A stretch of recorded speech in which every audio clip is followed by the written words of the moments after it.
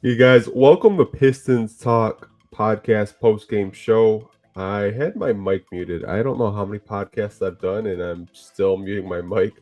Welcome to the show, you guys. We're gonna recap this Detroit Pistons versus Memphis Grizzlies game. A lot to get into.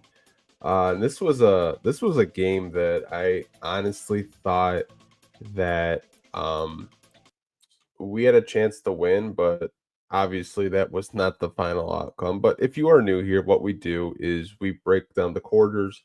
I take some notes, go over some key points of the game.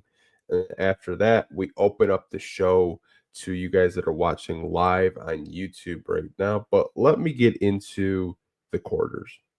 So I thought the first quarter we came out great. We came out with a lot of energy. Memphis obviously wasn't hitting their shots in the first quarter. Um, and we looked like a team that was going to play fast. We were going to push the pace, play out in transition, but that wasn't really sustainable. And you kind of saw that. Um, little just side note, Tobias Harris did not play tonight, and Sar Thompson started in his place. Tobias is dealing with a hip injury, I guess, but good to see Asar get that start out there. But the what I thought was good in the first quarter is we got out to an 11-point lead, but what I really paid attention to is once we got out to that lead, our shot selection I thought was really poor. I thought we were making some three-point shots, but we were kind of falling in love with the three and we stopped moving the ball. There was no motion. Um, and you gave Memphis an opportunity to get back into the game. And I think a key point of why they got back into the game was Marcus Smart and just the way he took over this game and the way he dictated how he was going to play tonight against the Detroit Pistons. But they do end the first quarter with a 1 point lead, believe it or not, 35-34. Transitioning into the second quarter, Memphis just had all the momentum coming out of the first quarter. They were moving the ball. Marcus Smart looked like Steph Curry out there tonight. I think he made six threes. And a lot of the role players that you probably wouldn't expect just went absolute crazy against the Detroit Pistons. I honestly think another reason why we did lose this game was just the lack of taking care of the basketball again, just the turnovers. Memphis was just the more active team, in my personal opinion. They looked like they wanted it more. They were crashing the offensive glass. They were moving the ball side to side. And they just came out as a team that looked like a little bit more hungry. Just lack of communication too on defense. Like if Isaiah Stewart was going to attempt to block a shot, you had about 4 or 5 Pistons just standing there, not boxing out, looking, trying to get a rebound, and Memphis was getting those loose balls. But they go into halftime, giving up 71 points to Memphis. Detroit only scored 53. Going into the third quarter, coming out of halftime, just really bad offensive possessions to the point where, excuse me, JB Bickerstaff ripped out the starters, and they did not come back into the game outside of Asar Thompson around the 6.5 minute mark. So you saw some two-way guys, you saw some bench guys that usually don't get a whole lot of burn, like Paul Reed out there. JB was just kind of fed up with the effort tonight. You could honestly see it on his face. It just seemed like the Pistons got a little bit too confident in the first quarter and never really fully recovered. After Memphis defense was just swarming their ball handlers. Like nothing against Marcus Sasser, but I've told you guys he's okay if you want to bring the ball up the court. Maybe a couple possessions a game, but he's not really a lead point guard that you want facilitating your offense. That's not really part of his game. They just did a really good job of just getting the ball out of his hands. Even Jaden Ivey struggled tonight, but they end the third quarter 104-77, and I really didn't write down anything in the fourth because I knew the game was over. I think JB Bickerstaff knew they have to play the Pacers on Friday, and then they have to play the 76ers on Saturday. So he just gave some time to guys at the end of the bench that usually don't get playing time. But yeah, tonight's effort, I just thought from a defensive standpoint, there were too many possessions where we were just standing around. There were possessions where We just didn't move the ball. We settled for shots. Just this whole game, I think it's actually worse than the New York Knicks game earlier this year because you got out to a lead and you played good basketball for maybe a good 6 minutes. And after that, it was just absolutely terrible. But Pistons do lose this game 131 to 111. They do play the Indiana Pacers on Friday. It's an in-season tournament game. No word if Cade Cunningham or Tobias Harris is going to be back for that game, but we're going to have to wait and see. We'll probably get an indication tomorrow if they'll be good to go to play against the Indiana Pacers in Indiana for that in-season tournament game. But uh, I would probably chalk up this loss up there with the Knicks game. I think it's actually worse. That's probably the worst basketball game that I've watched this season. And that's saying a whole lot. We're 20 games in. That and the Knicks game, I think, were probably the worst. But that's just my overall opinion. I much would have rather lost this game getting blown out by 20 rather than like have a little bit of a lead in the first and you let it go and you kind of just let Memphis do what they did tonight. But we're going to get into some comments and questions for you guys that are watching live on YouTube right now. And appreciate you guys tapping on in after this tough Pistons loss. But we're going to get into some of these questions and comments. I'm going to go to Johnny first. He did drop the first comment in this show. And he said, if this game shows us anything, it was we desperately need to find a backup point guard before the season. This year's even ends. It was that was rough. Sass on the bench. Sass on the bench had the most assists. Okay. I had a really difficult time reading this. I don't know why. My bad. I agree. I know a lot of you guys actually had commented about like how we need a backup point guard, and I agree. I don't really know what the market is right now for backup guards.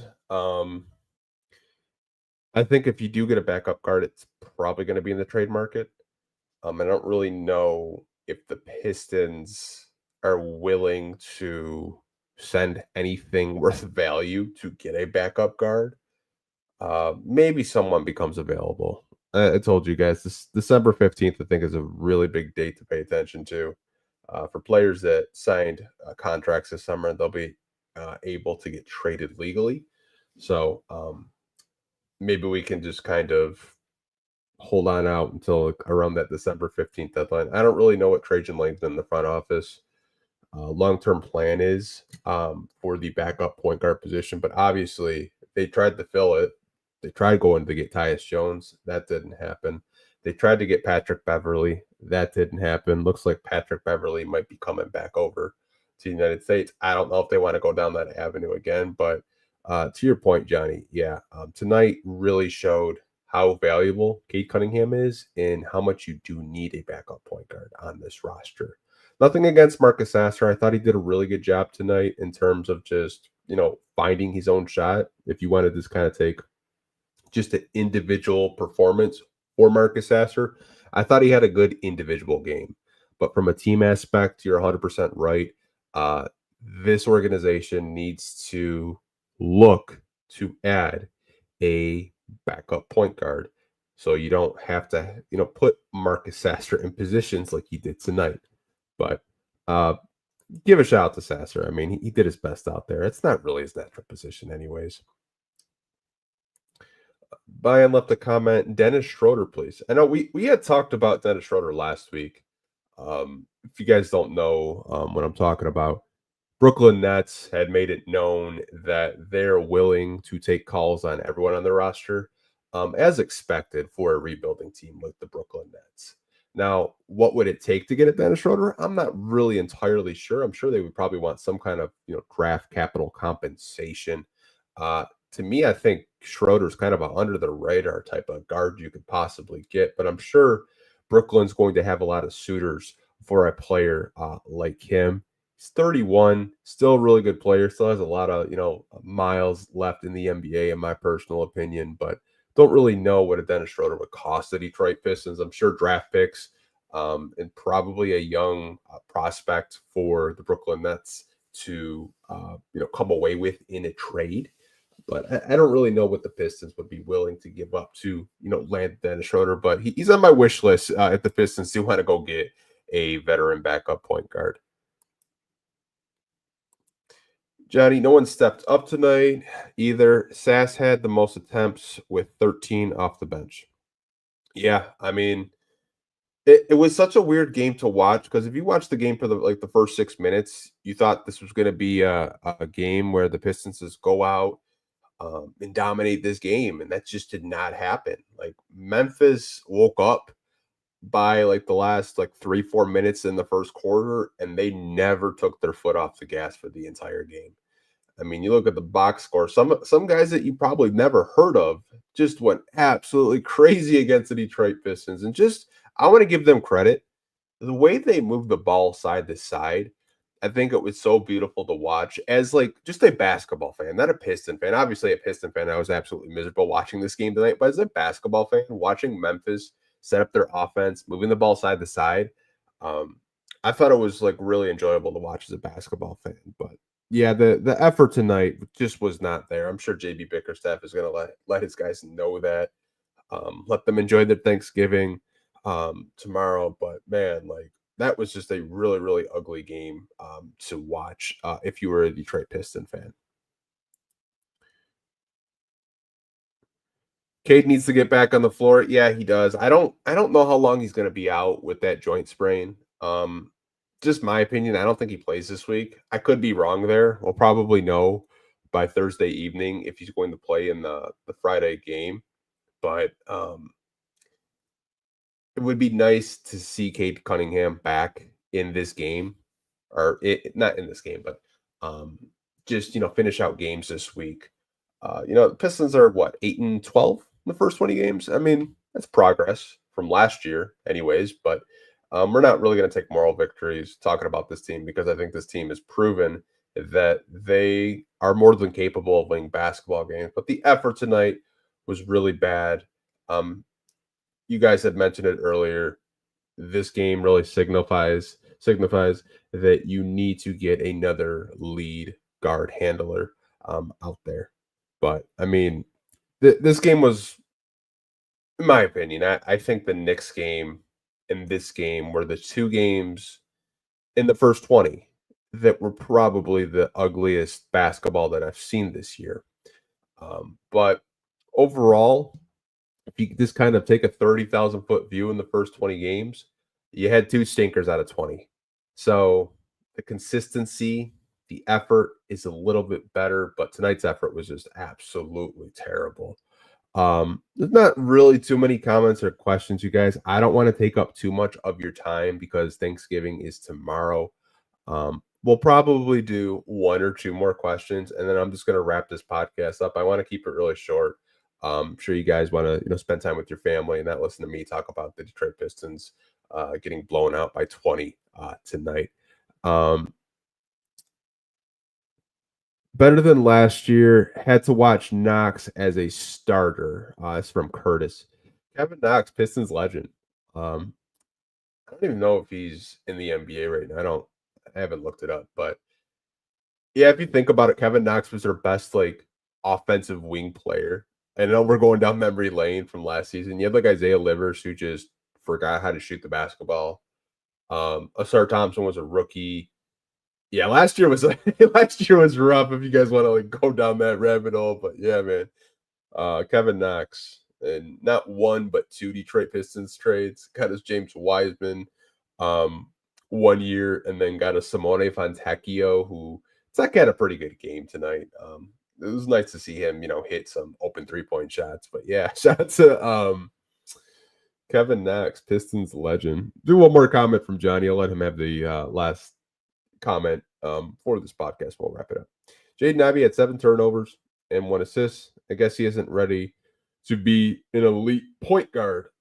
I wouldn't say that. I would just say it was better defense by Memphis than better offense by Jaden Ivey. Memphis does a very good job of guarding you on the perimeter.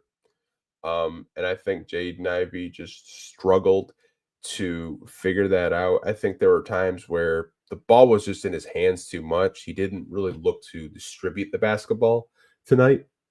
I honestly think that Jaden Ivey can still be a pretty good point guard. He's just, he has to share the backcourt with Cade, and Cade usually has a majority of, the ball handling duties. But you have to tip your cap to Memphis's defense and how they attack Jaden Ivey defensively. Jaden Ivey just kind of looked frustrated tonight. And I think JB saw that, and that's why he took him out of the game in the third quarter. He didn't want him to just go so out of control where he loses confidence, which I think was a good decision, good coaching decision by him to just empty out his bench and let guys towards the end of the bench that usually don't get to play tonight. But gonna wrap this podcast up, you guys. Again, the Detroit Pistons just get absolutely obliterated by the Memphis Grizzlies of a final score of 131-111. Happy Thanksgiving, you guys. Go Lions. Hope they beat the Bears. Fuck the Bears. I'll talk to you guys on Friday after the Detroit Pistons play the Indiana Pacers immediately after the game. Take care. I'll talk to you guys soon. Peace.